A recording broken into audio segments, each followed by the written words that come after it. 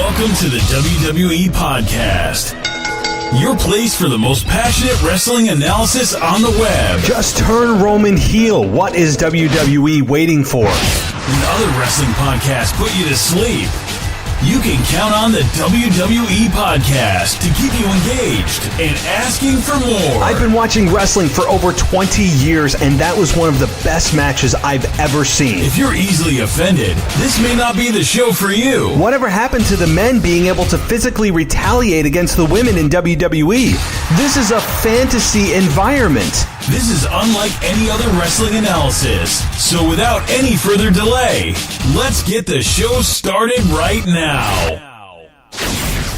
Feeling like actual exhaustion, just like emotional, physical, mental exhaustion. And not so much because of that day, but because of 6 years of this. 6 years of having to go into this man's office, this old man, and try to explain to him why wearing a surgical mask is a stupid idea, why carrying a little red wagon to the ring is a stupid idea, why maiming a mannequin in the ring is a stupid idea. I was just like, I was done. I don't think I even need to tell you folks what that was from. It was the episode that broke the internet. It was the first time ever that this show has opened with another podcast, and it was one of the most riveting and talked about podcasts in recent memory, and has shattered all records for Chris Jericho's podcast. So I'm going to get to that in just a second. All of my thoughts on the Jon Moxley interview, which, by the way, guys, if you haven't listened to it, please, I'm literally begging you as a longtime fan of wrestling to listen to this, because I think it speaks for a lot of the guys in the back that are too afraid to speak up. So I don't think this is limited to just Dean Ambrose, a.k.a. Jon Moxley. So much in that podcast that I'm going to get to. And obviously Raw and Smackdown. There's a lot there too. We're a week away from Super Showdown in, I don't know, because WWE has not told us where Super Showdown is. They've even eliminated the city, much less the country, and have just said that there's going to be a pay-per-view out there somewhere in the universe. I don't know where. Your guess is as good as mine, but somewhere, somehow, some way, Super Showdown is going to take place, but it's in a super secret location. Maybe it's Area 51. I don't know. But we're going to get to that as well in just a week with that show that's scheduled to be apparently as big or equal to WrestleMania. LOL. So all of that, but thank you guys once again for joining me. This is the WWE Podcast. This is not Talk is Jericho, although I kind of wish it was, because that was a hell of an episode that I'm going to get to. You guys can find me every place that you find audio. Today I'm actually riding solo. I normally have a co-host. I was not able to commit to a time today, which is why I don't have a co-host. I am playing dad, so if you hear a baby crying, then that is my cue to go and take care of him, and then I'll be back. So this is why this is not a live show. This is why I don't have co-hosts, because it just wouldn't have been fair to have anybody on this show that would have to constantly wait for me. So anyway, I'll be back Sunday with a new co-host. And as far as the co-host deal goes, I put out a poll on Twitter earlier today, and which, by the way, you can follow me on Twitter at the WWE Podcast. And I put out a poll asking you guys what you want me to do with the co-hosts. I said, do you want me to just pick one or have a rotating cast of 3 co-hosts? And right now it's a 57% majority want the rotating cast of 3. And I'm leaning a little bit that way. And the reason is because, number one, I'm a nice guy and I don't want to hurt anyone's feelings. I really haven't had a co-host that I disliked. I really, really don't. I mean that. I have loved every co-host that I've had on over the last month and a half. And so also the fact that it allows different voices every week. While it's cool that you can have chemistry with one individual and have that partnership, I just think it's good for listenability to change things up every week and have a rotating cast of 3 or so co-hosts. So I will be notifying those individuals in the coming days of, hey, extending an official offer to you to become a co-host of the WWE Podcast. And maybe what I'll do, if those of you who are just solely set on only wanting to hear one voice, maybe tweet me, DM me who that one individual you'd like. And the reason I'm asking is because I have 2 shows a week, trying to do more, tough. But I'm doing 2 shows a week, so one of them could be one consistent person every week, and the other show on Sunday could be a back and forth for the remaining 2. So let me know, guys. I've heard from some people of your favorite co-hosts that I've had, so I'd like to hear it. You can email me at realwwepodcast@gmail.com. Yeah, email still is a thing. You can DM me on Twitter or just mention me on Twitter and give me your favorite. I'd rather not put a poll up because I think it just doesn't feel right to put a poll up because if I was in the running or trying to get a position for a podcasting host and I was the loser, I would just feel I feel a little bit sad. So I'm just trying to be a nice guy, and I really am. But I am also trying to do what you guys want me to do and what is best for the show. So just a little bit of an update there. Also another update about the show, and then I promise I'm going to get to the Jon Moxley thing, is that the WWEpodcast.com website is due to be released in about a week or so as far as a complete overhaul and update that is more than needed at this point in the game. So it's going to be a massive upgrade and modernized for 2019. So just keep an eye out for that. And what's going to be on the website is obviously these podcasts, every podcast. There's also going to be a contact us, right? Like my email, not my phone number, but Twitter, social media. I have more than social media than just Twitter. And also, it's going to provide an opinions or articles column section that is going to allow for not just my opinions in articles, but maybe opening it up to those people who are interested in writing for the podcast, or really the website. I got to get used to saying website, not podcast only, and be able to hear others' opinion columns. So I think that having others' opinions and views beyond my own, as awesome as my opinions may be, I think that it's good to just diversify. That's the key word, right? In 2019, making sure everything's diversified and everything's fair and open, right? So, all right, a quick break for the sponsor of the show, and then on the other side, it's all about Jon Moxley. It's all about Raw. It's all about SmackDown, Super Showdown, and Terry Runnels gets caught in the Tampa airport with a gun. Yeah, so stay right here. Are you ready for the next digital gold rush? Jitsi, the revolutionary content service app, is live on Indiegogo, a content-driven transformational platform for personal and business use. Supported by a powerful and complex hashtag search engine, this unique digital distribution ecosystem will leverage the power of key AdWords and hashtags. The concept is billed as the next gold rush for the internet age, one only rivaled by the domain name registration internet gold rush. Jitsi is a game changer. That's Gistsy. Gistsy. So back on the project on the Indiegogo and be one of the early adopters on this digital revolution. Don't miss the chance to be an early adopter to secure the most desirable hashtags. Find the project on Indiegogo at INDIEGOGO by searching for New Digital Gold Rush, Revolution, Not Disruption, or on GISTSY1 on Twitter, or _ GISTSY on Instagram, or just use the hashtag Jitsi, GISTSY. So check it out. It represents the juiciest, core, and most important piece of any conversation.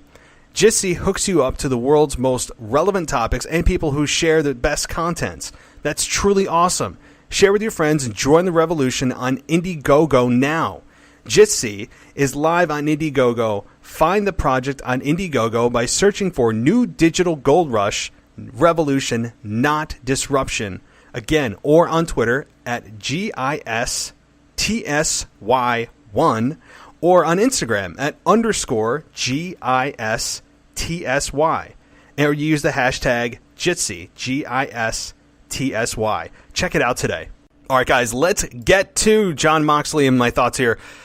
Wow. I would say that I haven't heard a podcast like that really encapsulated me from a professional wrestler since the infamous one with CM Punk and Colt Cabana. I mean, that one really was invigorating. It was a look into the inner workings of WWE, and from what I was listening to with Dean Ambrose, a.k.a. Jon Moxley, there's a lot of parallels there. And they're 5 years or 6 years removed from each other, but there are so many parallels you could draw from that. And the frustration, the overworking and overuse of talent, the creative frustrations, which seem to be the overarching theme for Dean Ambrose's frustrations. It's not about the money. As Jim Ross always says, it's either creative or cash. And guess which one of the C's it was for Dean. But you know what? He, I think, made the right decision. I mean, I know that I have no connection to him personally. I have no invested interest or vested interest in him. He has no care about my opinion. But based on everything that I heard from him in that hour and a half, he did what was right for him and his sanity and his family. He left WWE to just leave WWE. He even said in the interview that he did not leave WWE specifically for AEW. It was just that AEW had presented itself at the perfect time that his contract was expiring. And Vince McMahon is reportedly is furious with Dean Ambrose because Dean had apparently told Vince that he left to do film work. Well, Dean was doing film work, but it was for a promotional video for his introduction of Jon Moxley to AEW, so he wasn't lying, on top of the fact that who cares? Dean Ambrose was leaving, and his contract had expired. He told you he was leaving. He worked out the remainder of his contract, regardless of how miserable he was, and he worked until he was no longer legally obligated to work. So what is the problem with Vince McMahon getting angry? There just seems to be this overarching theme of Vince McMahon being the central issue. The writers are a subset issue. The production team is a subset issue. Just the overall moral, the low morale in the locker room, apparently. But it's all trickled down from Vince McMahon and Vince McMahon himself. And everything that Dean Ambrose had spoken about Vince McMahon, you can picture Vince McMahon sitting there as Dean Ambrose walks in and is confronting Vince about doing some garbage, just terrible comedy that Vince was saying, oh, that's not comedy. This isn't a comedy segment. And saying, well, hey, what's going on, pal? I mean, you can hear him at 70-some years old who just simply doesn't understand what really grabs people's attention in professional wrestling. I think it was either Jericho or Dean or Jon Moxley, I'll just call him Jon Moxley now because that's what he's known as, said that he's a promoter. He's not a booker. He's not a professional wrestling connoisseur. He is just simply a promoter and focused on the entertainment part of the sports entertainment. And Jon Moxley said that everything is overproduced. Everything is overthought. How do they screw up his return? Well, they did it. And he described how they screwed that up. And just so many things that he confirmed that the WWE fans and podcasts just like this one were speculating and had been speculating for 5-10 years now about the culture, about overproducing segments, about terrible comedy that's really satisfies none other than one individual, and that's Vincent Kenny McMahon, who's sitting backstage slapping his knees over 14-year-old sophomoric terrible comedy. These guys are not comedians. They're not stand-up comedians. These are athletes. Treat them as such, present it as such, and you will have a more believable, credible, engaging story than trying to produce comedy in which comedy is done. Comedy's hard to do. And when you have athletes who are not trained in comedy try to produce comedy from a 14-year-old mind and a 75-year-old body, it's going to go up in flames. And having Dean Ambrose, and I was critical of Dean Ambrose for years, of his just ridiculous segments of him when he won the WWE Championship and he was walking around in a big sombrero, a cowboy hat, or whatever the hell it was. When he did the stupid slime in the briefcase with Seth Rollins when Seth turned on Dean and Reigns at the time and joined the Authority.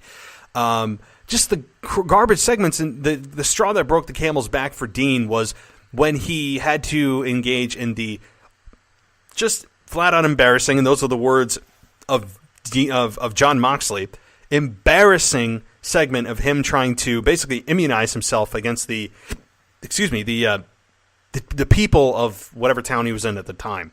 That they're dirty, they're disgusting. I have to immunize myself against the audience, and it was just awful. I remember watching it. I'm like, what is this? Like, and my sentiments were echoed by Jon Moxley himself, Dean, and I really empathize with the position that he was in, because he was vocal about the garbage that he was given. He just tried to make chicken salad out of chicken, chicken crap, I'll say. And he did the best that he could, and a lot of times he swung and missed, but sometimes you simply can't put roses on a pile of crap and try to sell a bill of goods to somebody that they're not a miracle worker. And when they're given crap, they can't always transform it into some kind of fine dining. It's just not going to happen. And Vince McMahon, who is inarguably the most successful promoter of all time in professional wrestling, no questions about it, is blinded,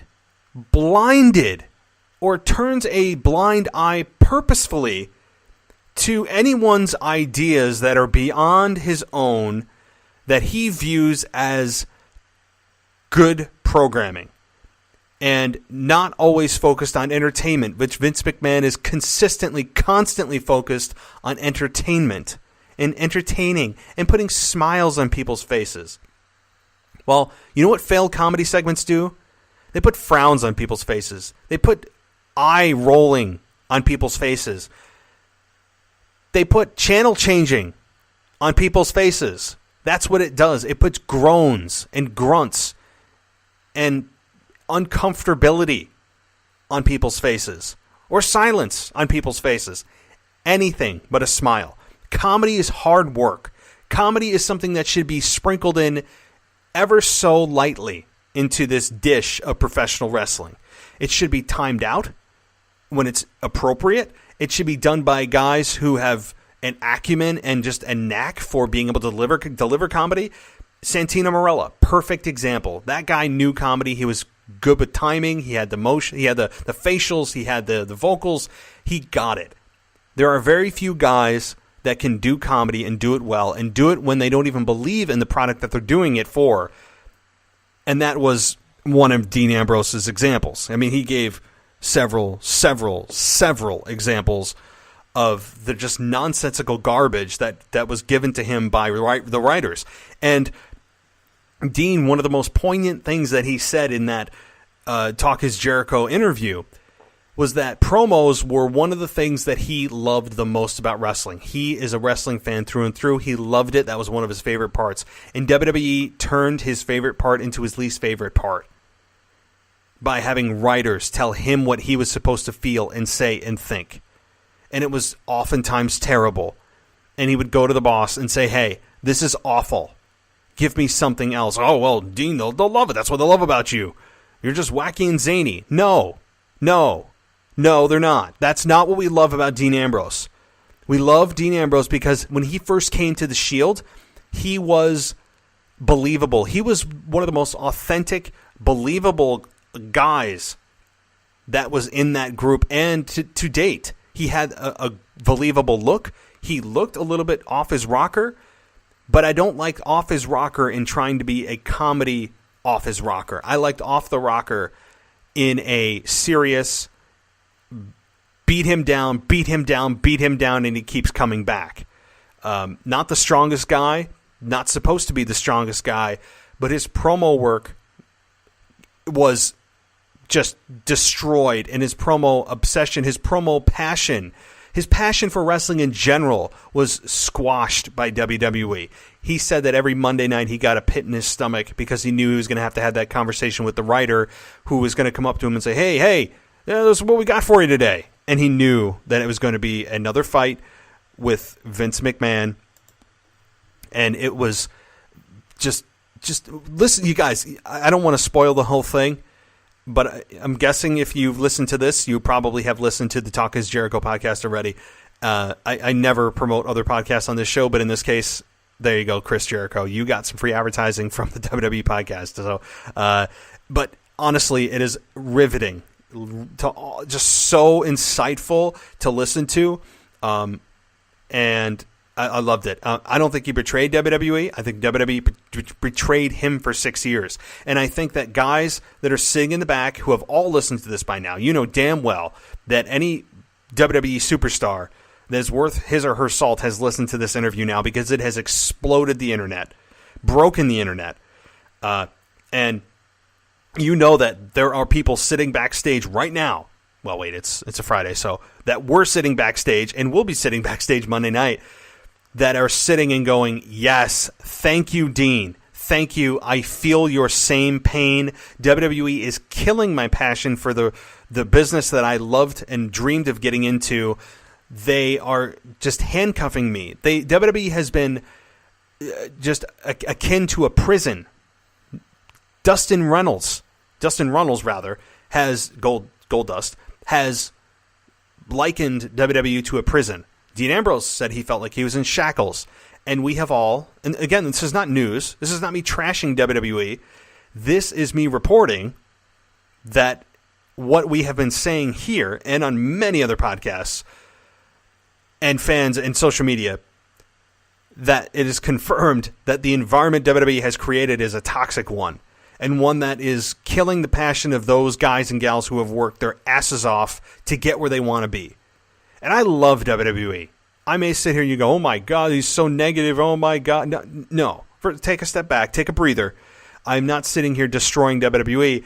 This is me trying to shed light to all of you who may not already know or be privy to the fact that WWE is one in which they've created a culture that is so corporate and focused on entertainment that they've forgotten who they are. They've forgotten their identity. They've forgotten what brought them to the dance, what created a multi-billion-dollar business, what made people go crazy, sell out arenas, yell and scream, and get invested and cry and laugh. They have forgotten all that at the expense of Wall Street, at the expense of making sure that their financial numbers are up to par, that they're putting smiles on people's faces, that they're making sure that their philanthropy ideology is well entrenched into the minds of WWE and investors and stakeholders and stockholders, that, oh yeah, we are all about the future and working with all of these great organizations who are anti-cancer and anti-bullying and all this nonsensical soft crap.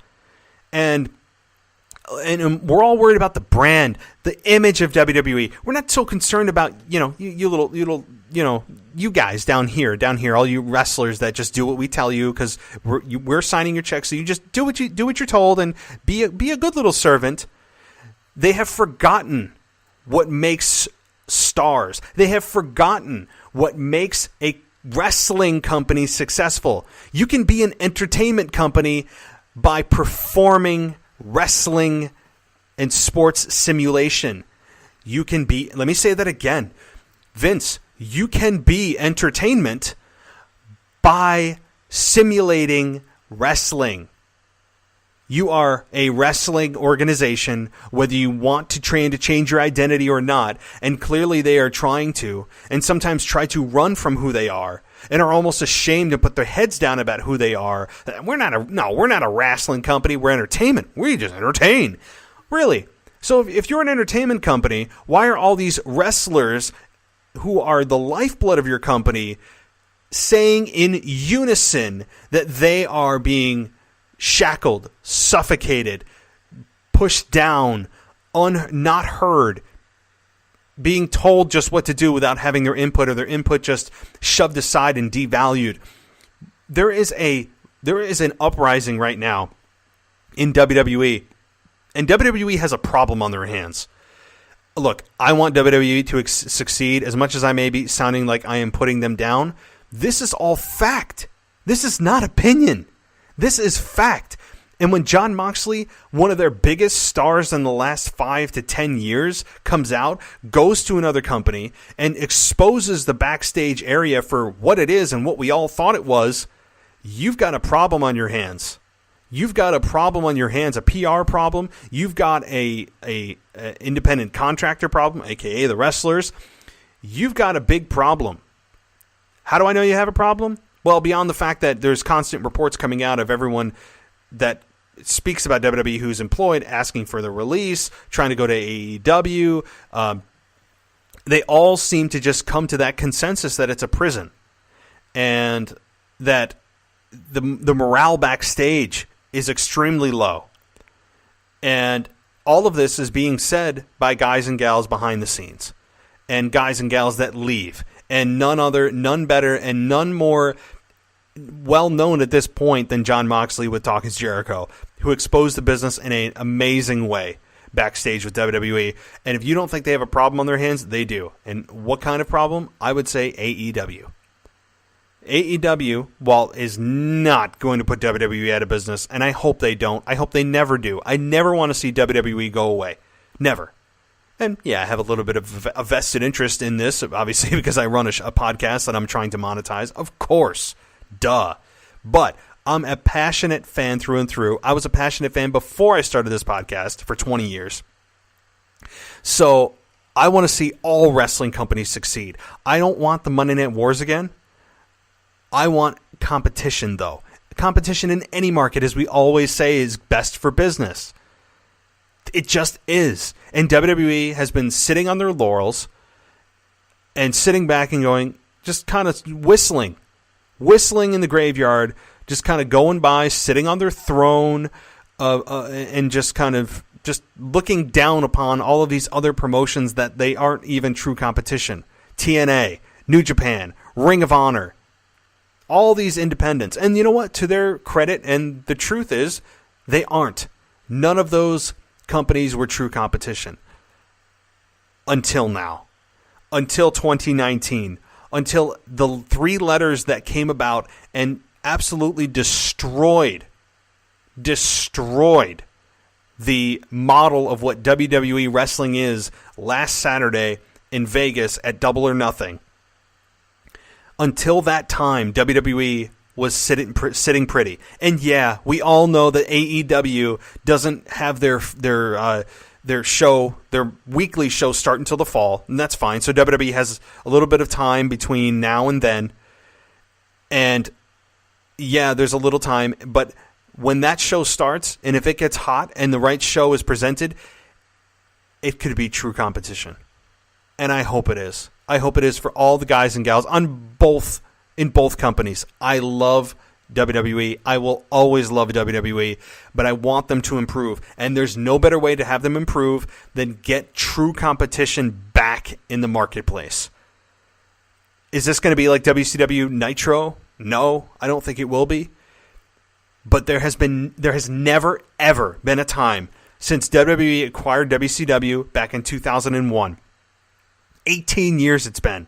And there has never been a better time or better place than right now, because the declining ratings, the unhappy wrestlers behind the scenes, the disgruntled employees, the CM Punks of the world, the Jon Moxleys of the world who have completely exposed the business,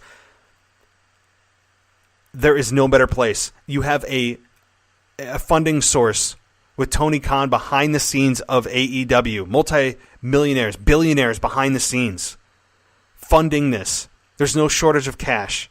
You have a real desire for an alternative to what WWE presents as professional wrestling. And the fans have been craving it. Why do you think they're tuning out? It's not just cyclical. It's not just cyclical for the typical downturn after WrestleMania. This is extreme. This is an extreme downturn.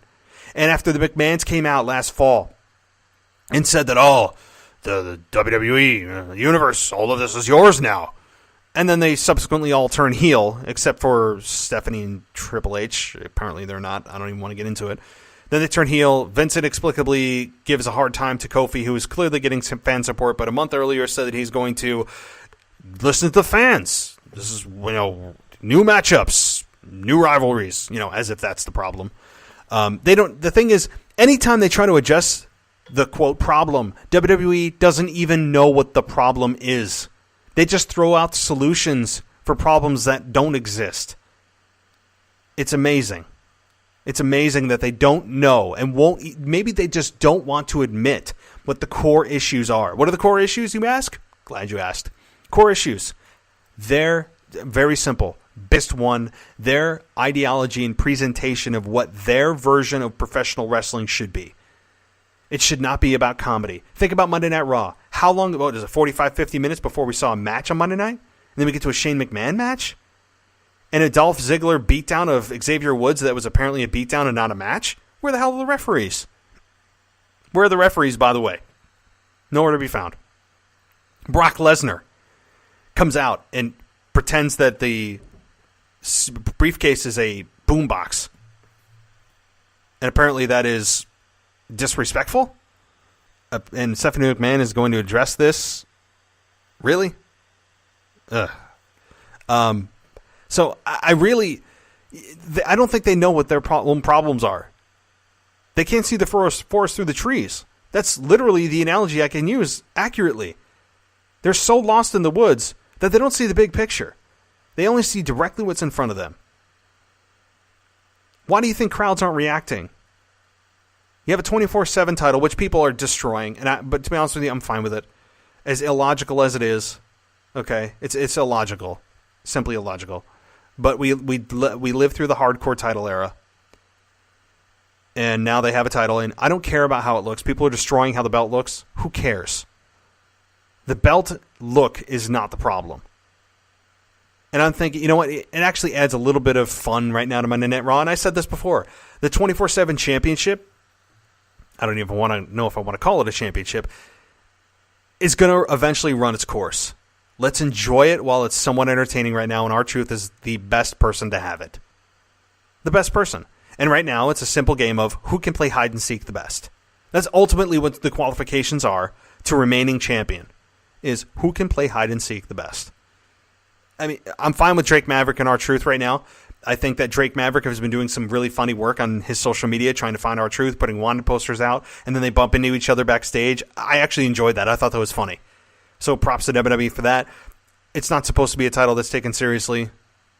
I mean, look at Roman Reigns. He allowed R-Truth to get the belt back on SmackDown Live.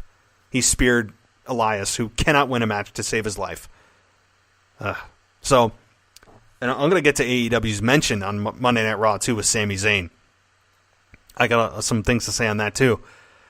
And so, overall, just to kind of put a bow on this deal with Jon Moxley and Talk is Jericho and the whole issues at WWE, this should be an awesome time, a hell of a time to be a wrestling fan come this fall. Really, even right now. I think Dean Ambrose, Jon Moxley, has put fuel on the fire for fans in a time when podcasts are now even bigger than when CM Punk did his podcast. It is blowing up the internet, as it should. It is number one on iTunes, Apple Podcasts, all over the place. In Sports and Rec, overall podcast, it is blowing things up. And it is exposing the business, and good for Dean. He didn't trash WWE in a way that was classless, in a way that was sour grapes, disgruntled employee. This was a guy that went through 6 years of nonsensical, terrible comedy that was presented to him, and he stated his case and told Vince and told the writers about his opinions, and he tried to make chicken salad out of chicken crap and was successful occasionally. Okay? He did the best he could. And he did it in a way that was just matter of fact. Here's examples. This is not just sour grapes. This is not just opinions to try to get clicks. Here's my story. It is so well done. It's just a confirmation and validation of the environment that we have all believed has existed in the creative end of WWE and their overall vision of what professional wrestling is. It's not even professional wrestling anymore. It's just kind of this little sitcom that has a little bit of like activity and athleticism in it, but mostly it's backstage segments talking and terrible comedy. And look, I am still a fan of WWE. Again, I want to reiterate that because some of you are probably going to give me reviews that, oh my God, he spent 35 minutes complaining. No, I didn't. No, I'm not. I'm not complaining. I will watch WWE to the day I die. I will. And if you say this is complaining, Well, then you could say that Dean Ambrose on Talk Is Jericho was complaining the entire time too, which was clearly not the case. All right, so let's switch gears a little bit to Monday Night Raw with AEW being mentioned and Sami Zayn. And Sami Zayn's segment, him sitting in the electric chair. I mean, look, I don't want to jump on the pile here, but what was the point of that? There's a difference between a chair that has a lie detector test, where you typically are in like a interrogation room and there's like a big light standing down on you, and the chair you're sitting in has some kind of device strapped to it that's just having to do with the lie detector, not a lethal injection of electricity through your body. I have no idea what that was supposed to represent or do, nor do I even know what Corey Graves is doing in the ring. Wait, what? But I am loving Sami Zayn. I love what he's doing right now. I love his critic of the critics. Is it a little bit of him being used as a conduit for the voice of Vince McMahon and management back to WWE fans? Sure it is. Do I think that the mention of AEW is a little bit controversial? Yes and no. I don't think that it was... Number one, he didn't say anything about it. He expected the fans, who I believe were actually not plants in the crowd, because of the fact that they weren't well spoken and they didn't articulate their words the best, and one of the guys took forever to get to the microphone. Okay, if things were set up and plants were there, it'd be a little bit more well organized. But I think Sami Zayn, if this was indeed a live mic, a real live mic for fans, had anticipated the AEW letters to come up in one of somebody's question, and it didn't. So he just kind of, while he didn't get the question, brought it up anyway, but didn't say anything beyond just, you could have asked me about anything. You could have asked me about AEW. And that was the extent of the AEW comments, and that was it. But, I mean, do I think it's smart by WWE to do that? I don't know. Maybe it's just them trying to acknowledge the fact that they are aware of the company. But would they give free advertising? Why would they give free advertising to AEW? There's, you know that there were some fans in attendance and watching at home that were like, what? AE what? So you just now directed those fans to Google what AEW is, and in essence then Google and just dive into that company and direct more clicks to their sites, to their social media, ultimately to the product that is AEW, the alternative to WWE. And not smart. Not smart. I mean, I know they're trying to be ahead of the curve and, oh, well, we're not going to take them seriously, so we don't care if we mention them on air. They're not true competition, blah, blah, blah, blah, blah. So there's a couple of ways to think of it, two schools of thought. It'll be interesting, though, to see if the AEW chants continue over the next few weeks. I have a sneaking suspicion that in larger markets, they will.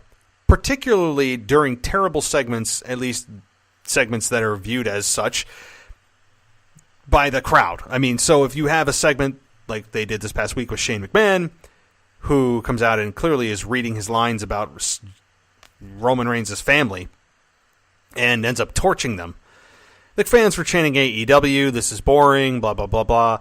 I have a feeling that if this past Monday Night Raw was in a market that was a little bit more, quote, hardcore, Philadelphia, New York, Boston, big cities, Chicago, you would have had a much larger, much more vocal audience towards AEW chants. But overall, look, I'm loving Sami Zayn. That's a big bright spot for me. I just wish he would win a match. It'd be nice if he actually won a match once in a while to put a little bit of momentum behind his character. But I love the way that he is. If he makes this a weekly segment, I'm fine with it. But that's a bright spot. Another bright spot, obviously, is the Firefly Funhouse. Bray Wyatt continues his vignettes, which I'm fine with. I hope they continue this. They could continue this another month or so before he's actually like, okay, let's just get to him debuting.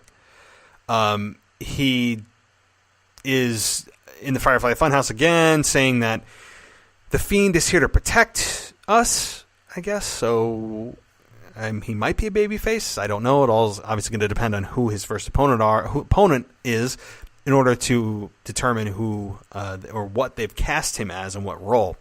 But overall, I'm still loving it. It's a segment I look forward to every single week. we're really glad that you're our friends. This is a friendship that will never, ever end. Love it. Just good stuff. Great stuff by Bray Wyatt. All involved. Hats off to everybody so far. Obviously, we haven't seen him in the ring, but so far, hats off to everybody in that project and that's involved in that project. And the brainchild of that project is Bray Wyatt. So kudos to him for being able to reinvent himself. And I'm looking forward to really what his entrance is like. And is he always the Fiend? Is he that kind of Mr. Rogers half the time? It's going to be very cool to see and how they present it. So I'm looking forward to that as well. On to the Brock Lesnar stuff. I think that Brock Lesnar right now is weird. He's just weird. He's supposed to be one of the most feared entities in WWE. And we have him dancing around like he's on a street corner in 1994 listening to a boombox. And it's just weird. It's embarrassing almost, I want to say. It's weird. I just have no other word. I don't know. But apparently it pissed off Stephanie McMahon enough, if you go on WWE's Twitter and social media, that she's going to address this, that they disrespected the briefcase. And really? Out of everything that they've done, that disrespected the briefcase? Why Brock Lesnar can do what Brock Lesnar wants to do with that briefcase, just as anybody could who won that briefcase. You have a year. And how Brock Lesnar pretended to be ignorant to that is whatever. I mean, I'm fine with it because I was thinking about that too. Why do they have to announce who is going to be he's cashing in against? They don't. Then why doesn't Brock just hang on to this? To me, I could see Vince McMahon wanting to string this out for months, maybe all the way towards the end, before we know who he's going to cash in against. So, I mean, I don't know why you would want to know right away. I mean, unless they're trying to just make Super Showdown just a mega event. And we've gotten zero build for Goldberg and Undertaker. Think about that. Think about the fact that and who and what these men meant to each brand, each company. Undertaker, Goldberg. They are finally meeting, and we have zero build. Zero build. And what does that... I mean, I think that just speaks to the fact that there's probably shouldn't be high expectations for this match. There simply shouldn't. And Undertaker's appearing next Monday night, and that's fine. And he'll talk about Goldberg, and maybe Goldberg will appear, and they'll stare each other down and cut a good promo against each other, and that may be enough. And that should probably be where our expectations lie. Because I'm not expecting a whole lot. Neither should anybody. We shouldn't. Other than it just kind of being a spectacle. A match that's 14 years late, all that. And it's true, this match is a little late. This match is something that should have happened 14 years ago. But you know what? It's better late than never. And I'm thinking that the hype that's there is probably the hype that's going to stay there. And I'm fine with that. I think we just need to build this up in our minds and tamper our expectations a bit to what this match could have been, a decade and a half ago. All right, some other little tidbits from Raw and or SmackDown. Mandy Rose is on the cover of Hers Muscle magazine, I guess, and she was making it very well known and going around and throwing people copies and copies and copies of these. And then she runs and stumbles upon Ember Moon, who is reading, I forget the name of the book, I don't know, but it's irrelevant. Why is Ember Moon reading backstage a book that has nothing to do with WWE, wrestling, honing her craft? She's at a live show while the show is live, and she's just sitting backstage Indian style on top of one of those carrying cases, just in her own world. Shouldn't you be, I don't know, preparing for a match or stretching or maybe anything, but reading? Apparently this is a Sunday morning book club for Ember Moon. So I didn't understand that, but I'm liking the team of Mandy Rose and Sonya Deville more and more. I picked Mandy Rose to win the Money in the Bank. She almost did, but I think that there's a lot of potential there. They have chemistry. Mandy Rose is clearly right up Vince McMahon's alley. My problem with this team, though, is that it's fire and desire. Why does it have to be desire? just because it rhymes with fire, kind of. Why? I don't want Mandy Rose to be sexified. Unfortunately, she's already gone down that road with Corey Graves looking at her like he's his first crush in kindergarten. But I don't want her to be sexified going backwards in time for the women on WWE. That's not how you legitimize or create a emotional connection with a woman. At least woman wrestler. Got to clarify myself there. Be very careful here. So I don't know. But anyway, moving on here. The Heavy Machinery and Planet's champion, tag team champions, Bryan and Rowan, I'm enjoying this. I think that Heavy Machinery are finally being put in a relevant program, the biggest program that they've been on since coming up to the main roster. I think that this could be something. They were right, though. Rowan was right. Daniel Bryan was right when they said that the tag team division on SmackDown is a joke. They are. But Heavy Machinery provides a new matchup, a legitimate threat, and I think could have some interesting chemistry there. So I'm looking forward to that as well. Kofi Kingston beats Kevin Owens clean again. I love Kevin Owens as a heel, but man, when you can't get momentum behind him by having him beat babyfaces, even if it's legitimately, it doesn't always have to be by hook or crook, it can be in a legitimate fashion, and you don't put anything behind them other than words, they peter out quick. And Kevin Owens is an asset that I do not want to peter out. So as much as I'm loving Kofi Kingston, does it always need to be in the heels lose or have the heels win in a hook or crook fashion? I don't know. And Kevin Owens is a huge asset. So, all right. Some other quick tidbits here as I'm remembering them. Terry Runnels gets arrested at a Tampa airport for a concealed weapon in her purse. Yeah, concealed weapon in her purse.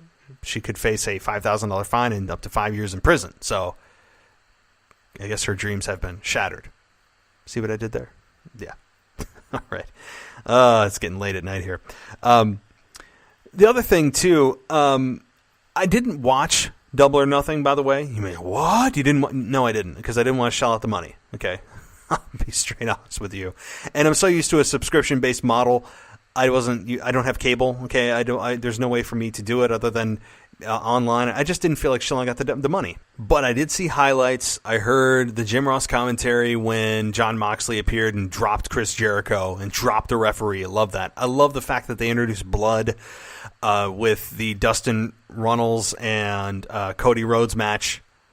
I loved that. I loved that they told a hell of a story and that they hugged at the end. And from everything I saw and heard and read, it was one of the most emotional points of the night. And the show got better as it went on. It was cool to hear Jim Ross again. Does he sound the same as he did back in the late 90s, early 2000s? No, he doesn't. He doesn't sound exactly the same.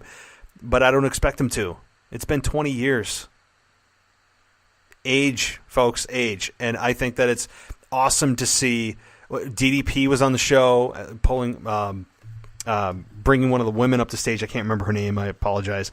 And you have a lot of talent in this company. This isn't just WWE leftovers.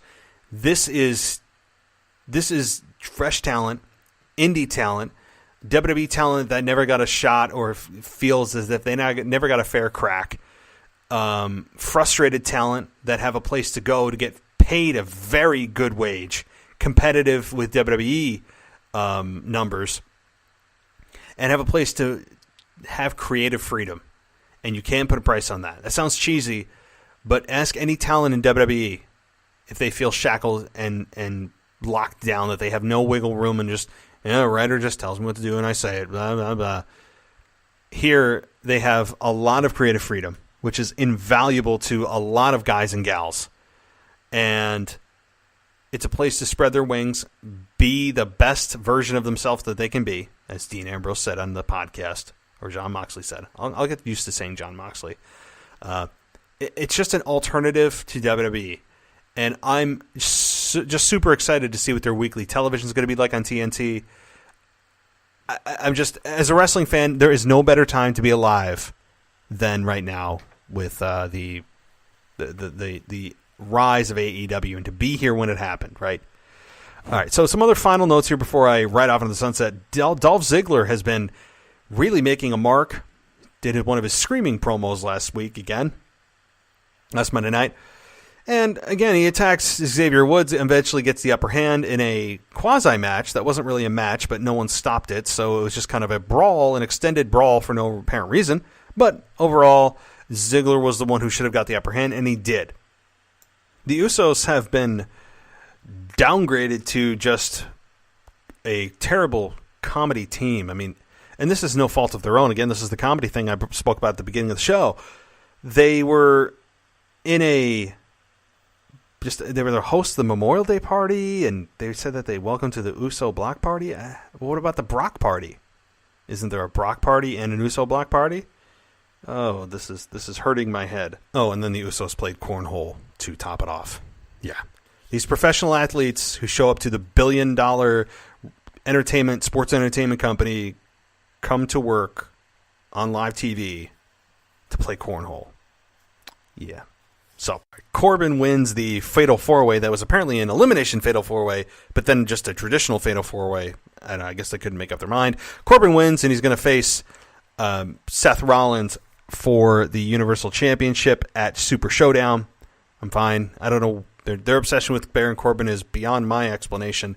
He's a good heel, but he just is consistently thrown in the main event besides the fact that he was demoted as the general manager of Raw and then beaten down several times. And who knows? Who knows? Let's just move on. Seth Rollins will retain that championship. You can pretty much take that to the bank. I don't think that you have Baron Corbin as Universal Champion in any near future. So I think we can all take a breath of fresh air here. So the final match of the night was Sami Zayn versus Seth Rollins, and Seth Rollins wins. Again, Seth Rollins just cannot catch a win. As much as I love his gimmick, Seth Rollins is right now the top dog, not the big dog. Let's not get that confused with the big dog, but he's the top dog in WWE with the Universal Championship. Again, Sami Zayn continues to ride the wave of losses, but super entertaining. So I think they're missing the boat here by not having him continue to win. But right now, I don't know if WWE has the plans in place to have him go on a winning streak and have anything more than just kind of the critic of the critics gimmick for Sami Zayn, which I'm loving, but eventually, it'd be nice to see him win a match or two. So, all right. So, guys, I know overall this sounded like a complete bitch session, and I'm just burying WWE. I cannot stress this enough for those of you that are just going to just attack me for all I do is complain. Listen to how I talk about the product. It is not in a way that is bashing WWE, swearing and cussing and, oh my God, F WWE, oh, they're terrible, look at this or that. I try to give an intelligent argument as to why this should be or not should be the way it is. I'm enjoying some of the things they're doing. I'm loving the Firefly Funhouse. I'm loving Sami Zayn. The Planet's Tag Team Champions. I'm loving Rowan. I'm loving Daniel Bryan right now. They're doing some good things right now. They are. They're really doing some good things. Brock Lesnar's, as I said, is nothing short of just weird. So I don't know how to classify that as good or bad. It's just weird. So there are things that you can look to and say, hey, like this is something I can sink my teeth into and look forward to every single week. And right now, that is. Becky Lynch is getting a little lost in the shuffle, but Lacey Evans has stepped up. She's a performer that I was looking to as saying, hey, she's not just a one-off for Becky Lynch. I think she's a mainstay. And I think she's proven that so far with her and Charlotte making an alliance that was quickly erased on SmackDown after Charlotte attacked her after she lost in a roll-up. Let's count how many roll-up wins there are in WWE every week. That's like the new DQ. The new DQ is now just after all these phenomenal power moves and flips and flops and flabs, we have a roll-up in the match. I mean, let's just count it. I'm going to have a counter. Somebody start a counter every week of the roll-up wins. And it's the new DQ. I'm telling you. All right. So with all that, guys, it's a great time to be a wrestling fan. I'll be back Sunday night with a what if or nostalgia segment and try to bring on a co-host. And as well, I mean, I keep getting, as I was recording this show, I kept getting tweets from people saying, hey, I'd really love one person. This is going to be tough, guys. This is going to be a tough deal. As I said, maybe I just do one show a week with a co-host and the other show I do by myself. I don't know. But this is not going to be an easy decision. And again, I thank everybody for trying to be a part of this show. It is much appreciated. This show is growing. As I said, we cracked the top 100 last week on the Sports and Rec podcast section of the Apple Podcast category. So thank you so much for being able to contribute to this show and make it grow. And it's, as I said, it's just the beginning. So everybody, thank you. More information will be coming, as well as a revamped website. So look for that in the near future as well. Until then, guys, I'll talk to you next time.